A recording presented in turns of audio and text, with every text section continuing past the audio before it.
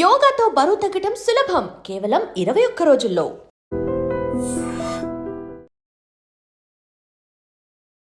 నమస్తే, welcome to I dream inside politics with కవిత.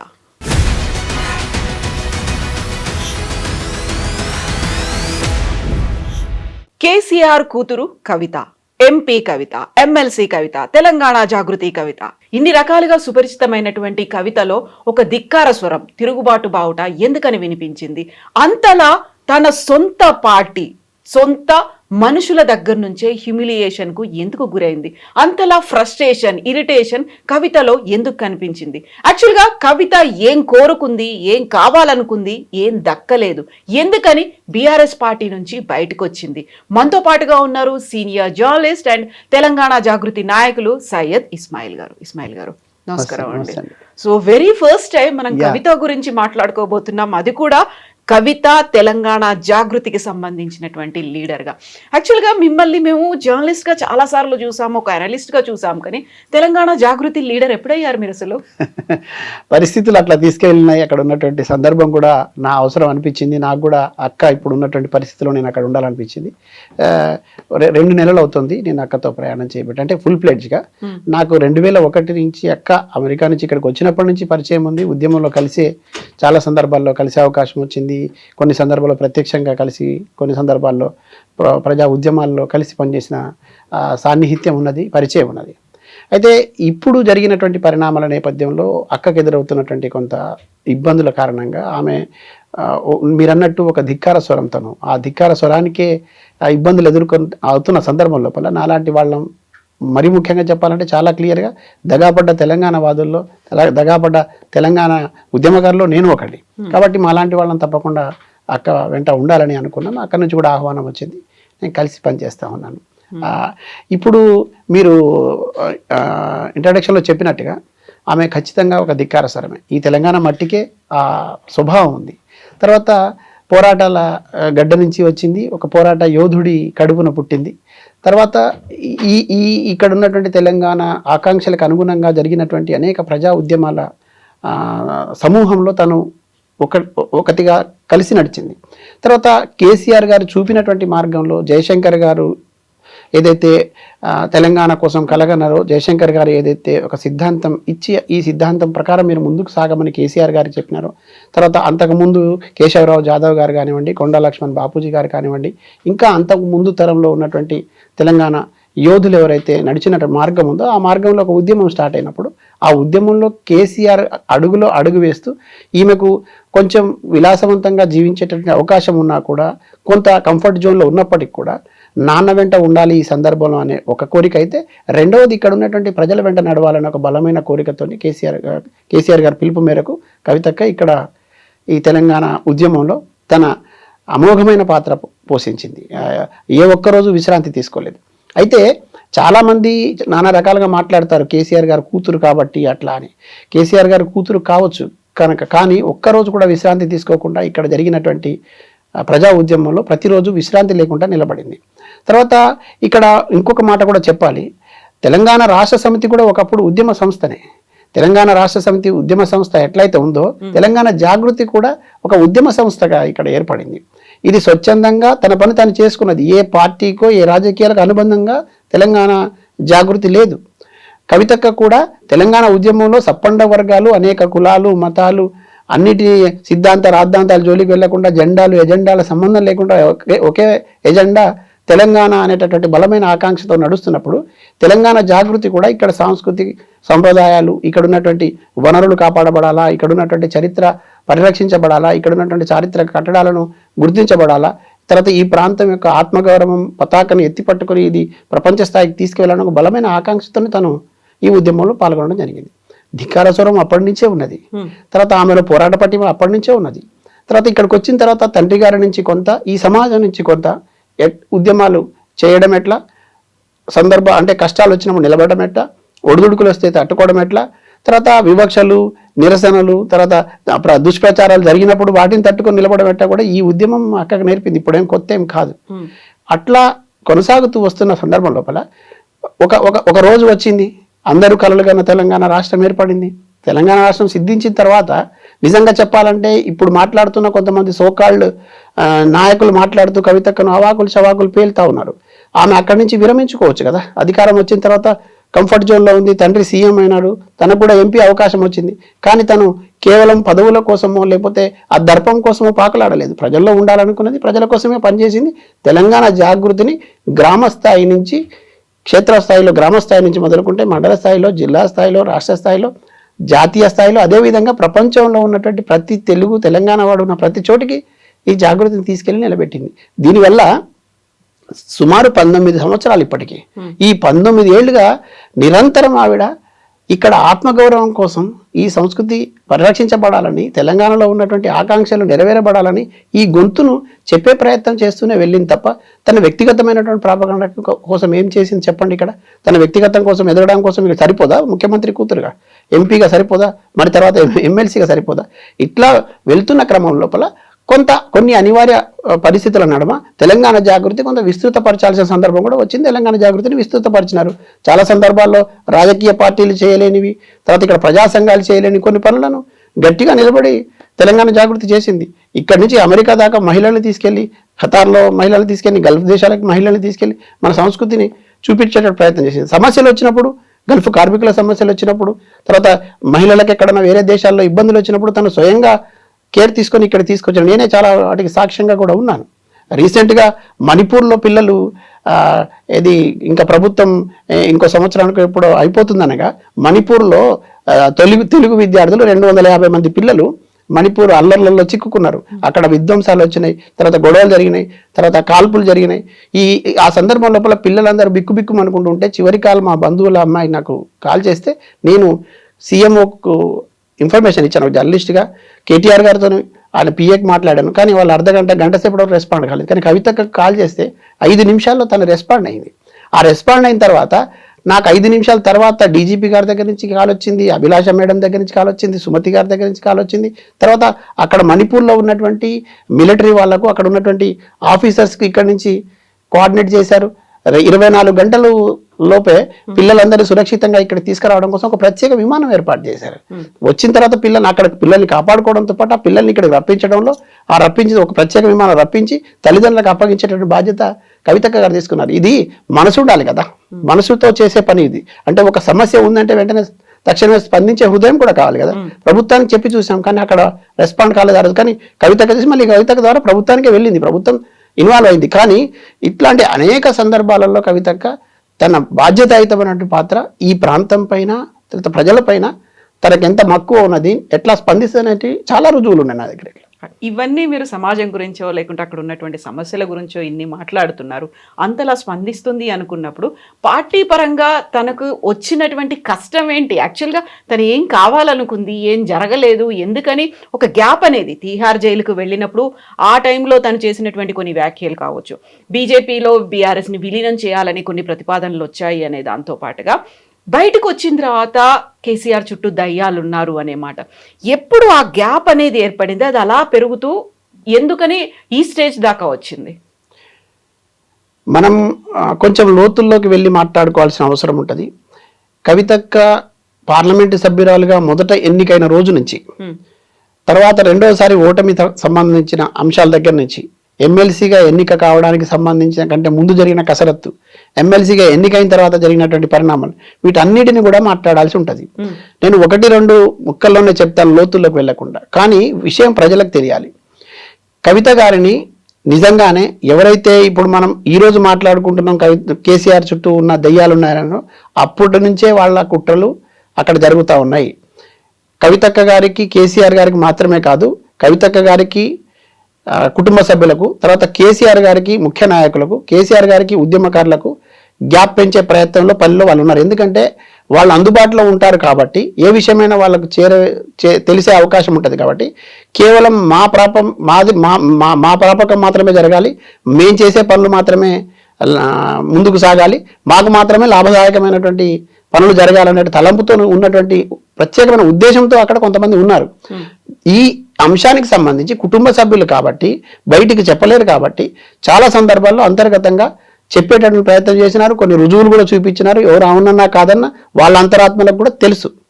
కానీ ఏళ్ల తరబడి తను ఒక ఆడబిడ్డగా అయి ఉండి, తర్వాత ముఖ్యమంత్రి కూతురుగా అయి ఉండి, ఒక పార్లమెంట్ సభ్యురాలుగా అయి ఉండి కూడా చాలా పనులు తన దృష్టికి వచ్చినా చేయలేని నిస్సహాయత కూడా ప్రకటించేటువంటి పరిస్థితి వచ్చింది. ఎందుకు వచ్చింది ఆ పరిస్థితి అంటే అక్కడ ఉన్నటువంటి వాళ్ళు చేసినటువంటి కొన్ని దురాగతాలు, పనిగట్టుకొని చేసినటువంటి కొన్ని కుట్రలు, తర్వాత తన ఎదుగుదలను, తనకున్న మాస్ ఫాలోయింగ్ను కూడా వీళ్ళు ఓర్వలేని పరిస్థితిలో ఉన్నారు.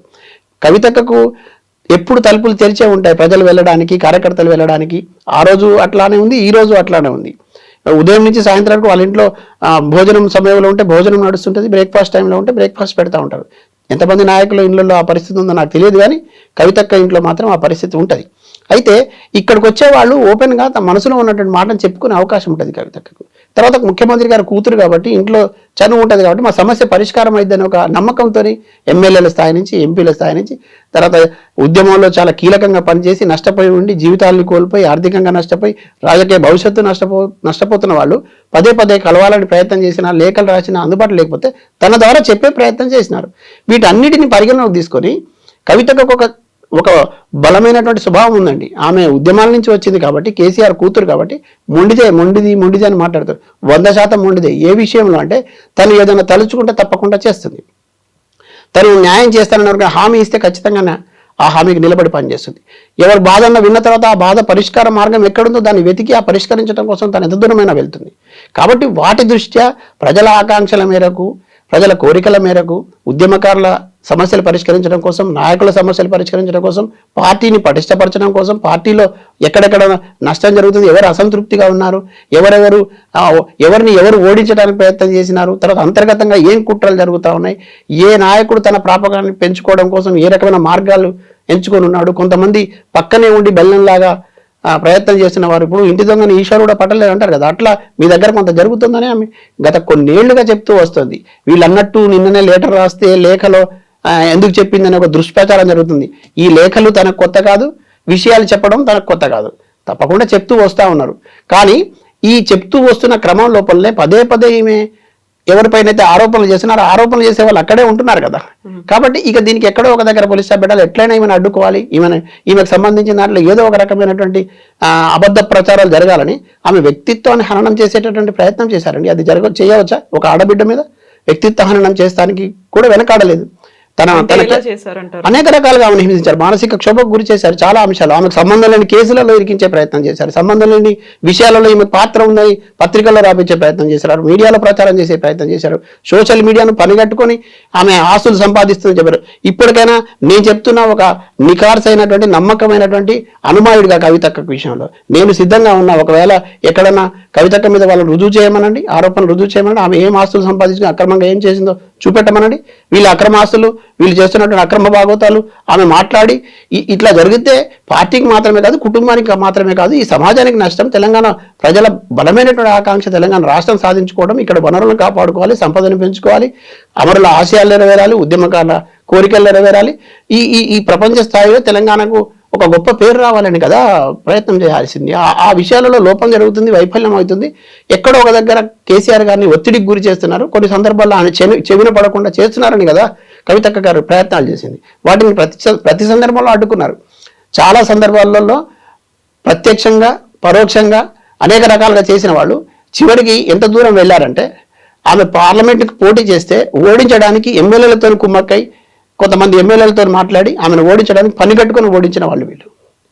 ఇవాళ మాట్లాడుతూ ఉన్నారు పార్టీ క్రమశిక్షణకు వ్యతిరేకంగా మాట్లాడిందని. పార్టీని కాపాడుకోవడానికి, పార్టీని నిలబెట్టుకోవడం కోసం, కేసీఆర్ గారి గౌరవానికి భంగం కలగకుండా ఉండడం కోసమేమో తను ఒక పక్క కృషి చేస్తూ, తను తండ్రి కాబట్టి బిడ్డగా, తర్వాత పార్టీ కార్యకర్తగా కృషి చేస్తే తనను ఓడించడానికి కుట్ర పడిన వాళ్ళు ఇవాళ దయ్యాలు వేదాలు వల్లించినట్టుగా మాట్లాడుతూ ఉన్నారు. ఇప్పుడు ఇంత జరుగుతుంది అంటున్నారు, రైట్ ఫ్రమ్ ద బిగినింగ్ ఇలాగే ఉంది, చుట్టూ ఉన్న మనుషులే నమ్మక ద్రోహం చేస్తున్నారు, వెన్నుపోటు పొడుస్తున్నారు అనేది నిన్న కవిత చెప్పినటువంటి మాట. అందులోనూ ఎవరైతే సీనియర్లు ఉన్నారో వాళ్ళందరూ, జగ్గారెడ్డి మొదలు ఈటల రాజేందర్ వరకు ఇంతమంది బయటికి వెళ్ళిపోయారనుకున్నప్పుడు అందులో సగం మంది కాంగ్రెస్లో ఉన్నారు, సగం మంది బీజేపీలో ఉన్నారు. ఇప్పుడు కవితతో ఎవరున్నారు, ఎవరు వస్తున్నారు? ఎందుకంటే ఈ హ్యూమిలియేషన్ అనేది సాక్షాత్తు పార్టీ అధ్యక్షుడి కూతురికే జరిగితే వాట్ అబౌట్ అదర్ లీడర్స్? వాళ్ళు కూడా ఇలాంటి దాంతోనే సమస్యలతో, లేకపోతే ఇలాంటి దాంతోనే వాళ్ళు ఫేస్ చేస్తున్నారు అనుకున్నప్పుడు హూ ఈస్ కమింగ్ అవుట్? కవితతో ఉండేవాళ్ళు, కవిత కోసం, తెలంగాణ జాగృతి కోసం వచ్చేవాళ్ళు ఎంతమంది ఉన్నారు బీఆర్ఎస్ నుంచి? నేనేమంటున్నానంటే ఇప్పుడు మనం ఈ సందర్భం కాబట్టి మాట్లాడుకోవాల్సింది కూడా, ఉదాహరణకు రఘునందన్ గారు ఉన్నారు. ఆయన మనలాగే జర్నలిస్ట్గా ఉండి ప్రజా జీవితం నుంచి వచ్చాడు, చాలా సమస్యలు తెలుసుకొని వచ్చాడు, గొప్ప వక్త. తర్వాత తెలంగాణ ఉద్యమంలో మొదటి నుంచి కేసీఆర్ గారి దగ్గర పనిచేసినారు. నిజంగానే ఆయన్ని పంపించాల్సిన అవసరం, ఆయన చేసిన ద్రోహం ఏమిటి? ఆయన తెలంగాణ కోసం గొంతు విప్పి మాట్లాడడం, తెలంగాణ కోసం జీవితాన్ని త్యాగం చేయడం తప్ప ఆయన కూడా ఏం వ్యక్తిగత ప్రాపకం కోసం ప్రయత్నం చేయలేదు. కానీ అక్కడి నుంచి మొదలైంది కదా, ఆయన్ని పక్కకు పెట్టడానికి ప్రయత్నం చేసిన వాళ్ళే జగ్గారెడ్డిని అదే రకంగా పక్కన పెట్టడానికి ప్రయత్నం చేసినారు. ఎవరైతే రఘునందన్ని జగ్గారెడ్డిని ఇబ్బంది పెట్టాలని చూసి లేనిపోనివి చెప్పి పక్కకు తప్పించారో వాళ్ళే ఈటల రాజేందర్ దాకా కొనసాగించినారు. విజయశాంతి లాంటి ఒక అప్పుడున్నటువంటి సందర్భం లోపల ఉద్యమంలో ఇట్లా ఉధృతంగా సాగుతున్నప్పుడు ఒక చెయ్యి వేసి ఒక ఆడబిడ్డగా తను కూడా ఉద్యమంలో పాల్గొనదు. ఆమె పాత్ర కూడా చిన్నదేం కాదు. కానీ వచ్చిన సందర్భంలో తనను కూడా ఇమ్మడలేకుండా చేసి పంపించినటువంటి వాళ్ళే.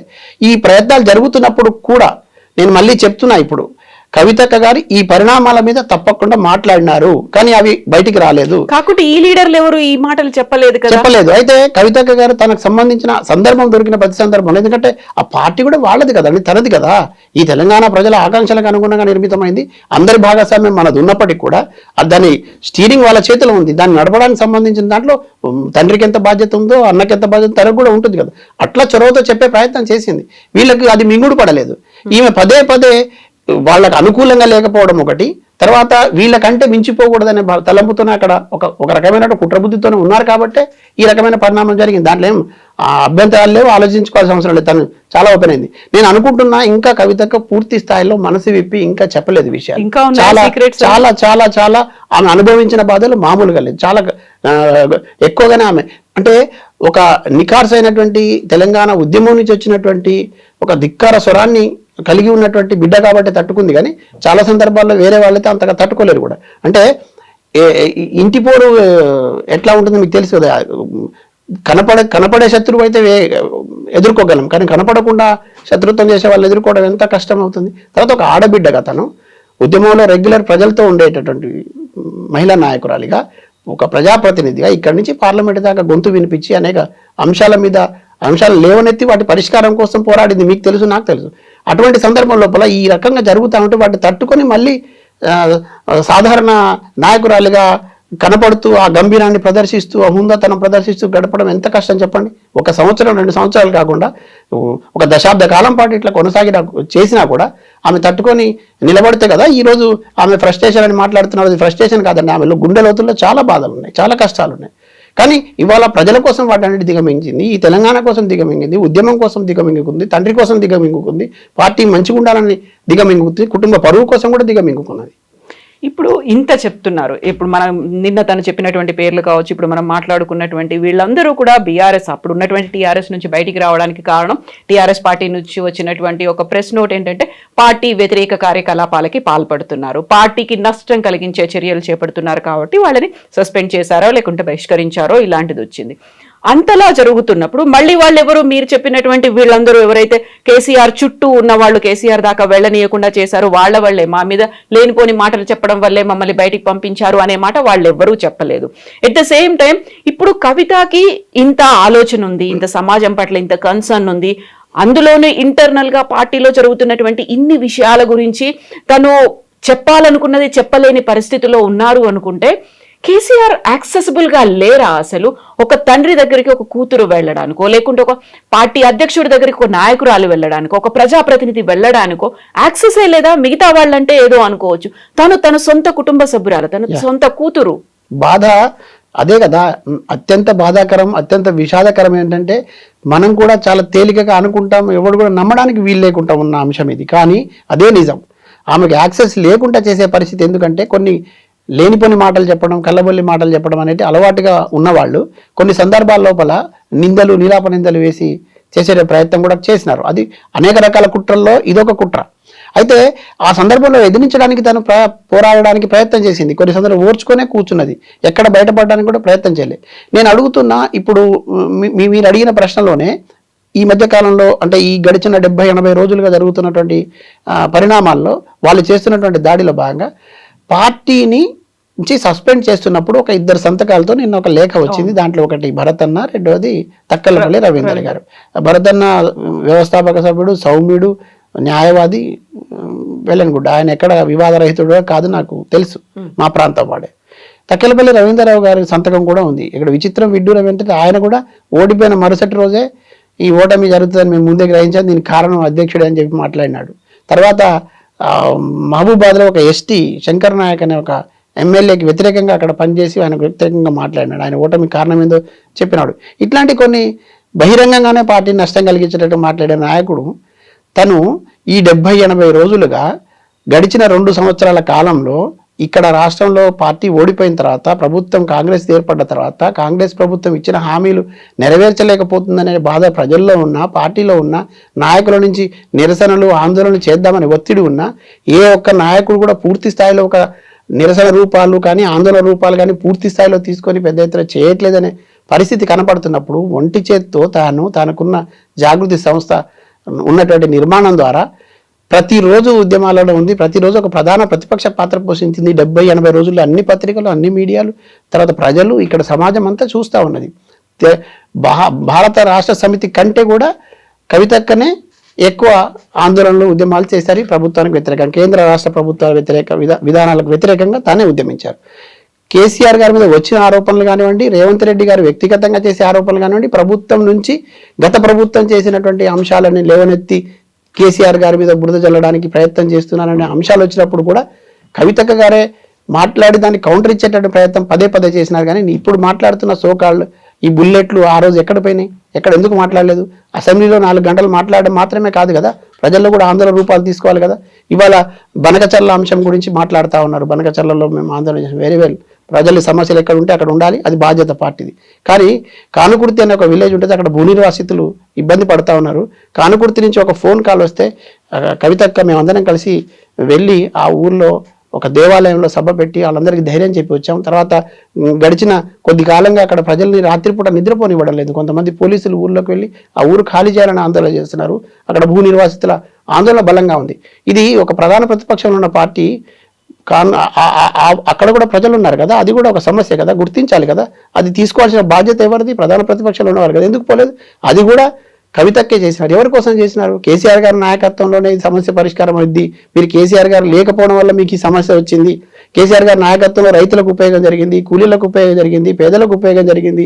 తర్వాత అడగనివి కూడా హామీలు కూడా కేసీఆర్ గారు నెరవేర్చారు. ఆయన నాయకత్వాన్ని నమ్మండి, భవిష్యత్తులో మళ్ళీ ఆయనకు అవకాశం ఇవ్వండి, ఆయన మీద ప్రభుత్వం ఇట్లా కుట్రలు చేసిందని పదే మైకులు పట్టుకొని, జనాల్ని పట్టుకొని, ఊర్లు పట్టుకొని, పల్లెలు పట్టుకొని కవితక్క ఉద్యమాలు చేసి మాట్లాడుతూ ఉంటే ఆమెను ఏ కారణం లేకుండా కేవలం ఒకే ఒక్క అంశం, కేసీఆర్ పైన కాళేశ్వరం కేసులో ఆయన నిందితుడు అనేటటువంటి మాట మాట్లాడి ఆయన మీద అవినీతి మరకలంటిస్తున్నారనే బాధలో సొంత బిడ్డగా ఇప్పటికీ అనేక అవమానాలు, వివక్షలు, తర్వాత దుష్ప్రచారాలు, విష ప్రచారాలు తట్టుకొని నిలబడి ఉన్నప్పటికీ కూడా తండ్రి మీద డైరెక్ట్గా అటాక్ జరుగుతున్నప్పుడు చూసి తట్టుకోలేక మాట్లాడుతున్న సందర్భం లోపల ఆమె ఇంత జరుగుతున్నా మీ నుంచి మాట రావడం లేదు, మీ నుంచి ఏ రకమైన ఖండన లేదు, కనీసం మీరు దాన్ని కౌంటర్ చేయలేకపోతున్నారు. ఇక అట్లాంటప్పుడు ఉంటే ఎంత పోతే ఎంత అనేటటువంటి ఆ భావోద్వేగంలో మాట్లాడిన మాట తప్ప బీఆర్ఎస్ పార్టీ ఉంటే ఎంత పోతే ఎంత అని కవిత గారు అల్లే నేను పక్కనే ఉన్నాను, దాన్ని కూడా ఎడిట్ చేసి మీడియాలలో కూడా దాని మీద దుష్ప్రచారం చేసి ఇట్లా మాట్లాడుతూ ఉన్నారు.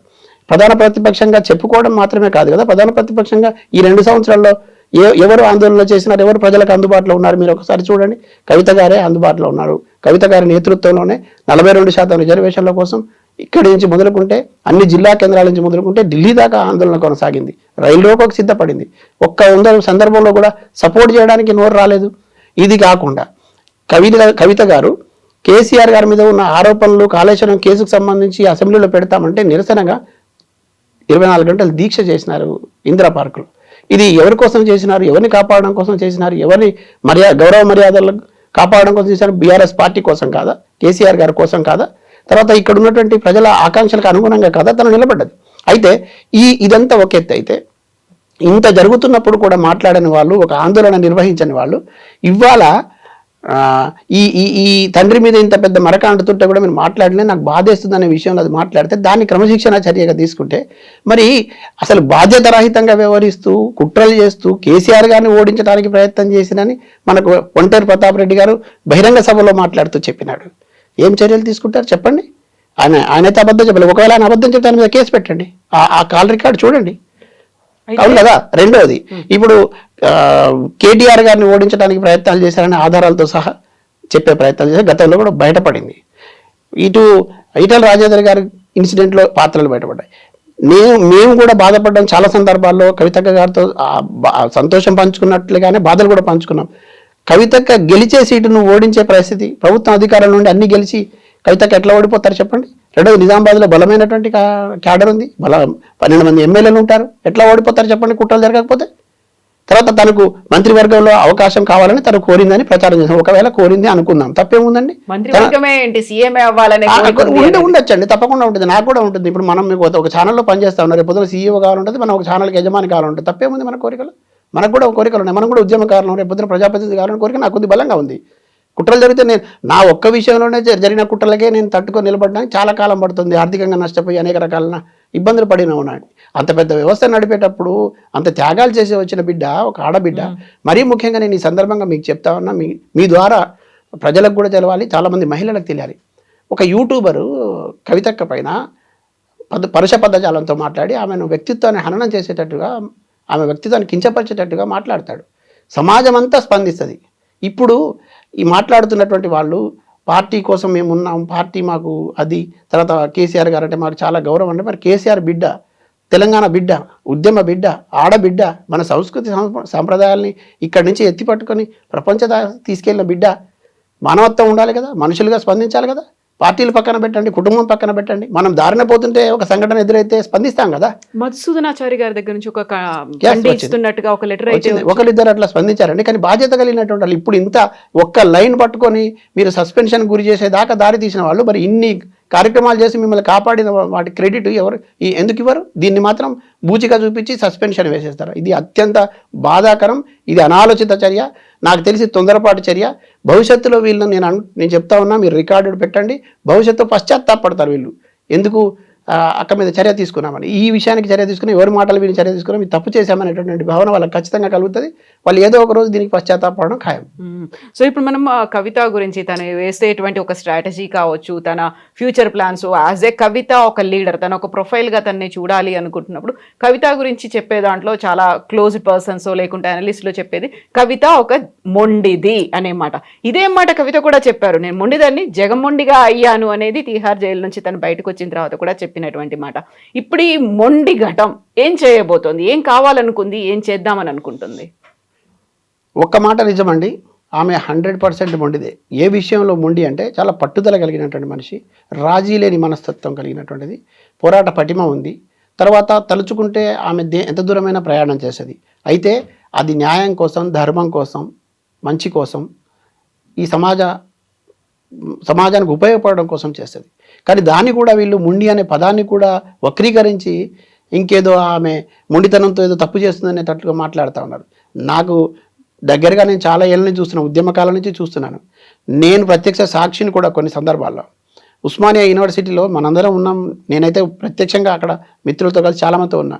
రబ్బరు బుల్లెట్లకు విరవకుండా ఆడబిడ్డైనా నిలబడగలిగింది. మిలియన్ మార్చిలో నేను అక్క చాలామంది కలిసి ఉన్నాం. మిలియన్ మార్చిలో రానివ్వని పరిస్థితి, నిర్బంధంలో ఒక బురకా వేసుకొని అక్కడికి చేరుకొని ఒక స్పృహ కోల్పోయే పరిస్థితి ఉన్నా కూడా మళ్ళీ లేపి అందరం కలిసి నిలబడితే మళ్ళీ నడుచుకుంటూ ఈ కొన నుంచి ఆ కొన దాకా వెళ్ళింది. చాలామంది నాయకులు ఇప్పుడు మాట్లాడుతున్న వాళ్ళు, ఉద్యమంలో ఉన్నవాళ్ళు, కొంతమంది వాళ్ళు ఏమైనా వాళ్ళ మనసులు బాధపడితే నేను చెప్పలేను, కానీ నేను చూసింది చెప్తాను. పోలీస్ జీప్ ఎక్కించి మళ్ళీ దించితే గొడవలు చేసి వెళ్ళిపోయిన వాళ్ళు ఉన్నారు. తర్వాత మీడియా వచ్చిందా లేదా చూసి మాట్లాడిన వాళ్ళు ఉన్నారు. మీడియా కోసమే మీడియా వచ్చిందాకా ఉండి ఆందోళన చేసిన వాళ్ళు ఉన్నారు. నేను చెప్తున్నాను, ఒక ఆడబిడ్డ పట్ల అబద్ధాలు మాట్లాడకూడదు, ఒక ఆడబిడ్డ ఉసురు కూడా పోసుకోకూడదు. కవితక్క నికార్సైన ఉద్యమకారిణి, మొండి ఘటమే.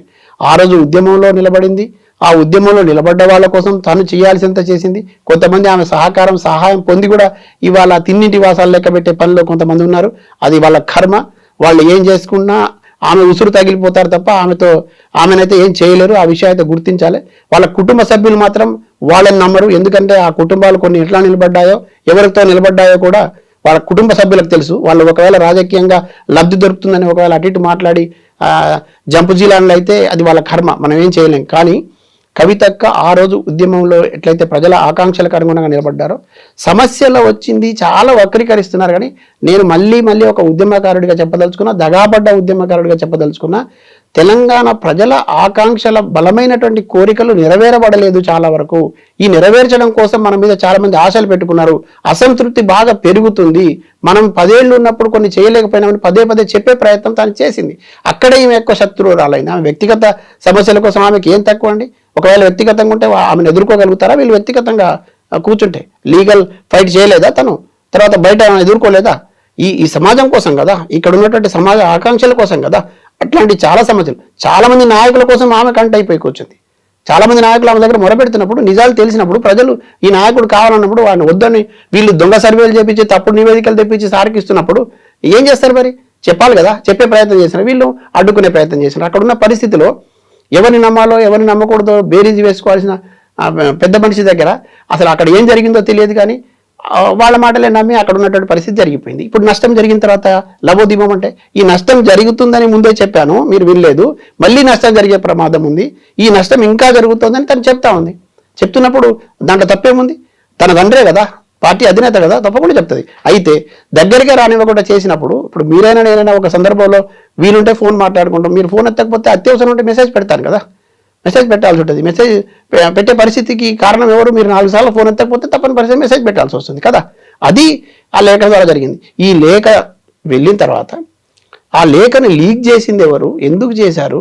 చేయడం ద్వారా వాళ్ళు ఏం లబ్ధి పొందాలనుకున్నారు? ఈ లేఖను లీక్ చేసి పొందేటటువంటి ఆ తాత్కాలిక శునకానందం ఏందో అది చాలా ఇబ్బందికరమైన పరిణామం. దీన్ని పసిగట్టండి, ఫలానా వాళ్ళు ఇది చేశారు అని తను చెప్పే ప్రయత్నం చేస్తే చెవులుండి వినలేక కళ్ళుండి చూడలేని పరిస్థితిలో కనపడి ఇవాళ ఈ రోజే వచ్చి మాట్లాడిందనే పరిస్థితి ప్రచారం చేసి ఇట్లా ఆనందం పొందుతున్నారు. ఇది ఎంతవరకు కరెక్ట్ చెప్పండి? తను చెప్పే ప్రయత్నం చేసింది కదా, కలిసే ప్రయత్నం చేసింది. కలవనివ్వకపోతే ఏం చేస్తారు? లెటర్లు రాస్తారు. లెటర్లు రాయడం కూడా కొత్త ఏం కాదు కదా, గతంలో కూడా రాశారు, ఇప్పుడు కూడా రాశారు.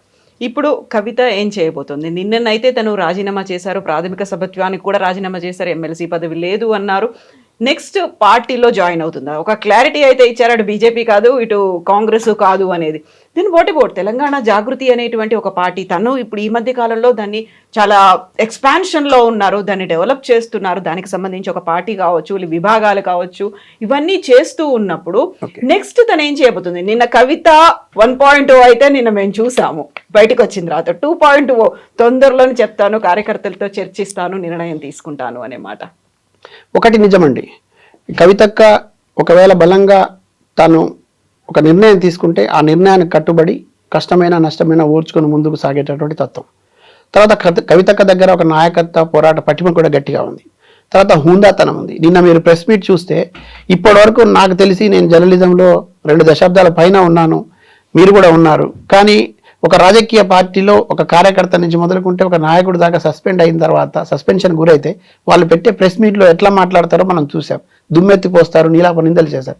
కానీ చాలా హూందాగా వ్యవహరించారు. ఆమె మీద ఇన్ని ఆరోపణలు చేసి, దుష్ప్రచారం చేసి, ఆమె వ్యక్తిత్వాన్ని హననం చేసి, ఆమెను రకరకాల ఇబ్బందులకు గురి చేసి, చివరికి కుటుంబం, తండ్రి నుంచి, తల్లి నుంచి, కుటుంబం నుంచి దూరం చేసేటటువంటి ప్రయత్నం చేసినప్పటికీ కూడా పార్టీ తీసుకున్న నిర్ణయాన్ని ఆమె చాలా హుందాగా స్వీకరించారు. చాలా సున్నితంగా కొన్ని విషయాలు చెప్పే ప్రయత్నం చేశారు. తర్వాత తండ్రి గురించి కానీ, ఆరోగ్యం గురించి కానీ, తర్వాత అన్న గురించి కానీ మీడియా ద్వారా ఒక అప్పీల్ చేశారు. హృదయం ఇట్లా ద్రవించేటట్టుగా ఉంది తను మాట్లాడుతూ ఉంటే, చాలా బాధేసింది. అంటే చాలామంది అక్కడ మీరు గమనించారో లేదో, అవసరమైతే కెమెరాలు చాలా వచ్చాయి చూడండి, చాలా మంది మహిళల కళ్ళల్లో కన్నీళ్ళు వచ్చాయి తను మాట్లాడుతూ ఉంటే. మా మనసులు తడిపారిపోయాయి. ఎందుకంటే ఒక అన్నకు, ఒక తండ్రికి, ఒక గొప్పింటి బిడ్డగా, తర్వాత ఒక ఉద్యమకారుడి బిడ్డగా వచ్చిన తను ఏం కర్మ చెప్పండి, ఏందంత గత్యంతరం? అట్లా ఒక మీడియా ముఖంగా వాళ్ళకి విషయాలు చెప్పుకోవాల్సిన పరిస్థితి కల్పించిన వాళ్ళు ఎవరు? ఈ పరిస్థితి ఎందుకు దాపరించింది? ఆమెకు ఎందుకు ఆ పరిస్థితి రావాలి చెప్పండి? అది కల్పించిన వాళ్ళు బాగున్నారు, ఆ పరిస్థితి దాపరణకు గురి చేసిన వాళ్ళు బాగున్నారు, ఇబ్బంది పెట్టిన వాళ్ళు బాగున్నారు. తను మాట్లాడడం తప్పైనట్టుగా చిత్రీకరించి మాట్లాడుతాను. ఇది ఎంతవరకు కరెక్ట్ చెప్పండి? ఇప్పుడు ఆమె అట్లా అప్పీల్ చేశారు.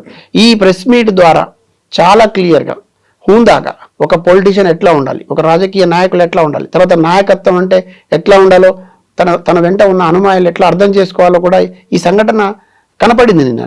మనం ఉద్యమాల నుంచి వచ్చాం కాబట్టి చాలా కొంచెం ఆ కోణాల్లో చూస్తాం. నేను మొత్తం కూడా ఇది ఆవిష్కృతమైన పరిస్థితి అంతా గమనిస్తే కనుక ఒక గొప్ప నాయకురాలు కవితక్క, ఒక గొప్ప నాయకురాలతో పాటు నాయకత్వ లక్షణాలని తన సమూహానికి అందించడం కోసం ఒక ఆదర్శంగా ఎట్లా నిలవాలి అని చెప్పే ప్రయత్నం కూడా నిన్న ఆ ప్రెస్ మీట్ ద్వారా మాకందరికి కలిగింది. అంటే ఆమె చెప్పాలనుకున్న అంశాలు చెప్పారు. ఎస్, ఆరోపణలు చేయాల్సిన సందర్భంలో ఎట్లా చేయాలో కూడా తెలుసు చెప్పారు, ఎక్కడ జరగాలి. కానీ ఆరోపణలే పరిగా పెట్టుకొని తను మాట్లాడేది. వాస్తవాలు చెప్పే ప్రయత్నం చేశారు, ఆధారాలతో చెప్పే ప్రయత్నం చేశారు, ఒక గొప్ప ప్రయత్నం చేశారు. మీడియా కూడా ఎందుకో విస్మరించింది. తర్వాత ఇప్పటిదాకా గగ్గోలు పెట్టిన కొంత సోషల్ మీడియా కూడా దాన్ని పట్టించుకోలేదు. కానీ ఇప్పుడున్న పరిస్థితుల్లో ఆమె స్వార్థపరురాలు అయితే నేను ఒకటే ప్రశ్న అడుగుతా ఉన్నా, ఆమెలో కించిత్తైనా స్వార్థం ఉంటే, ఆమె నిజంగానే అవకాశవాది అయితే, ఆమెకు పదవులు ప్రాపకాలు ఇటువంటి మాత్రమే కావాలనుకుంటే ఇంకా సమయం ఉన్న ఎమ్మెల్సీకి రాజీనామా చేస్తారా? ఎవరైనా ఆ పదవికి రాజీనామా చేస్తారా? తను గడ్డిపోచతో సమానంగా భావించి రాజీనామా చేసింది. గొప్ప నిర్ణయం తీసుకుంది నిన్న. మా అందరికీ ఆనందం ఏమిటంటే ఒక గొప్ప నాయకురాలతో కలిసి పనిచేస్తున్నాం అనేటటువంటి భావన నిన్న కలిగింది. ఓన్లీ పార్టీకి రాజీనామా చేస్తే అంత ఉండకపోయేది, పదవి కూడా రాజీనామా చేసింది. ఇవాళ పదవులు కావాలనుకుంటున్నారు కదా చాలామంది, కానీ ఉన్న పదవిని కూడా తను వదిలేసుకుంది. మీరు మళ్ళీ చెప్తున్నా, ప్రజల ఆకాంక్షల మేరకు తెలంగాణ ఆత్మగౌరవం నిలబడడం కోసము, తెలంగాణ అమరుల ఆకాంక్షలు నిలబడడం కోసము, అమరుల కుటుంబాల సమస్యలు పరిష్కరించడం కోసము, దగాబడ్డ ఉద్యమకారుల సమస్యలు పరిష్కరించడం కోసము ఇక్కడ ఉన్నటువంటి మేధావులు ఇంకా ఏం కోరుకుంటున్నారో వాళ్ళ ఆలోచనల మేరకు, ఉద్యమకారుల ఆలోచన మేరకు భవిష్యత్ కార్యాచరణ ఉంటుంది. గ్రామ స్థాయి నుంచి నిర్ణయాలు, అభిప్రాయాలు చెప్పే అధికారం ఉంటుంది, నిర్ణయాలు చెప్పే అధికారం ఉంటుంది. తర్వాత అన్ని విభాగాలకు సంబంధించినటువంటి వాళ్ళ సలహాలు సూచనలు తీసుకునే అవకాశం ఉంటుంది. ఆ తర్వాతనే ఆమె భవిష్యత్తు ఏమిటి, జాగృతి భవిష్యత్తు ఏమిటి, తర్వాత ఏం చేయాలనే ఆలోచన ఉంటుంది. ఇది చాలా క్లియర్ అండి. ఈ జరుగుతున్నటువంటి తప్పుడు ప్రచారాలు ఎక్కడ కూడా ప్రజలు నమ్మవద్దని కూడా నేను సందర్భంగా విజ్ఞప్తి చేస్తున్నా. రెండవ అంశం ఏమిటంటే, రాజకీయ పార్టీల్లో ఆ పార్టీలో చేరతారా, ఈ పార్టీలో చేరతారా, లేకపోతే ఆ పార్టీ చేయిస్తుంది ఈ పార్టీ చేస్తుంది అంటే, అసలు పార్టీల పంచన చేరి మళ్ళీ బీఆర్ఎస్లోనే ఉన్న వాళ్ళు అక్కడ ఉన్నారు, పార్టీల ఉపయోగించుకుంటున్న వాళ్ళు అక్కడే ఉన్నారు, కాంట్రాక్టులు వాళ్ళు పొందుతూ ఉన్నారు, తర్వాత బినామీలు వాళ్ళే ఉన్నారు, పైకి తిట్టుకుంటున్నట్టుగా ఉన్నారు, మళ్ళీ రాత్రులు కలుసుకుంటున్నట్టే ఉన్నారు. ఎవరైతే నిందితులు దోషులు అని పేపర్లో వస్తున్నాయో, తర్వాత రిపోర్ట్లలో ఉంటున్నాయో, మళ్ళీ ఆ నిందితులు ఆ దోషులతోనే అక్కడ మళ్ళీ ఆ దోషుల అనుమాయిలే అక్కడ పనులు చేసుకుంటున్నారు. వాళ్ళేమో కుమ్మక్కై ఉన్నారు, తనేమో ఇక్కడ అందరికి శత్రువుగా మారింది. తండ్రి కోసము, పార్టీ కోసము, ఈ సమాజం కోసము ఎవరైతే ఈ ఆకాంక్షలు నెరవేరకుండా ప్రయత్నం చేస్తున్నారో, ఎవరైతే ప్రజలకు ఇచ్చిన వాగ్దానాలు నెరవేర్చట్లు వాళ్ళ మీదనేమో తను పోరాటం చేస్తూ శత్రువుగా మారింది. తనకు మాత్రం ఈ తప్పుడు పద్ధతిలో ఉన్న వాళ్ళు శత్రువుగా క్రియేట్ చేసే ప్రయత్నం చేస్తున్నారు.